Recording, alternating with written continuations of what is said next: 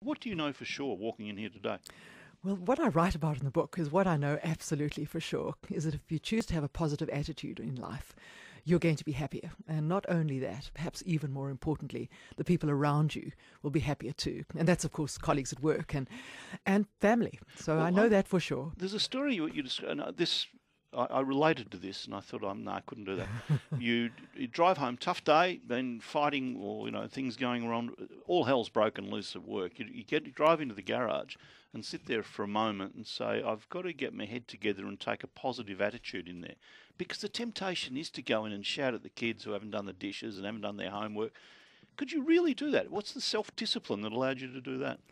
I think I've learned it over time, and I still practice that today, Neil. Like almost every day, I put into practice this: you can choose your response to situations, and you can choose to have a glass half full view of the world and to be positive. And it was on those particular days where you're exhausted and stressed and upset, or any combination of those, and you drive in and especially in my years where the 4 children were at home and at school and my husband's waiting for me at home, and you know that as you walk in, you're going to set the tone for the evening. And if I were to walk in and make my family the victim of the fact that I'm tired and stressed and I'm happy, I'm going to set the tone that it's going to be a pretty unpleasant evening, and the children will run to hide. And as you say, it'll be, for goodness sake, guys, I leave in the morning and the dishes are unwashed, and I come home in the evening and they're still unwashed. Or I can. And there's a physical thing to this, to just wait, pause, and say, I can choose. And head up, shoulders back. I'm going to choose to walk in and say, hello, everyone. How are you? How was your day? And just in doing that, in making that choice, you start to be happier. You actually start to feel better.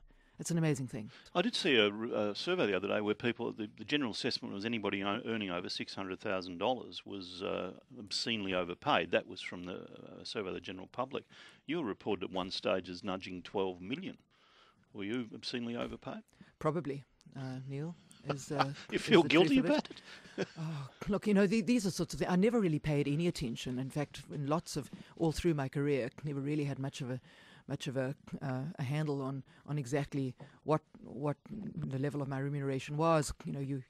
I was never someone who actually negotiated on my remuneration ever. Actually, that was the rate for the job, and so I got paid for the rate for the job. And then I'm the kind of person who tries to do the very best job that I can in that job, not because of the money that it brings, but because of wanting to deliver in the role. So you would have done it for half?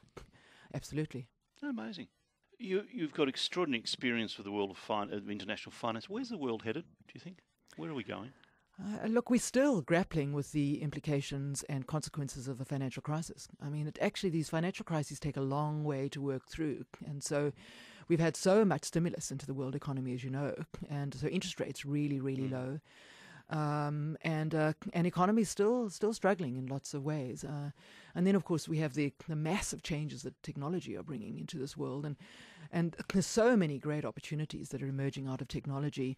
If you think in the health sector and the ways in which we can support and manage our health better, and education, the ways we can train and equip and skill our people remotely better. But it also, through robotics and artificial intelligence and cybersecurity, there's some risks and threats that come with it too.